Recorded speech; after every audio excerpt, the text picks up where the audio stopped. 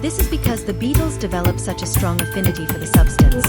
Pop music had a discernible change towards sounds that were more adventurous, which in turn impacted the emergence of psychedelic music during that decade at the same time. One band that was unquestionably at the forefront of this shift was unquestionably the Beatles. The progression of music was not fully influenced by illegal substances, but it is undeniable that they played a role in the development of the music. Paul McCartney, on the other hand, was nothing if not brazen about his use of drugs, which occasionally led him into trouble.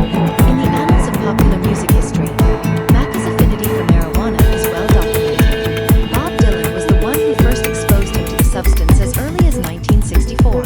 In accordance with the search warrant, 4 cops in uniform proceeded to the vacation villa that was owned by McCartney. An open confession of guilt was made by Mr. McCartney, who then accompanied the policeman to the police station. The McCartneys entered a guilty plea in front of Judge Haynes Blackman and were issued a punishment that included either a fine of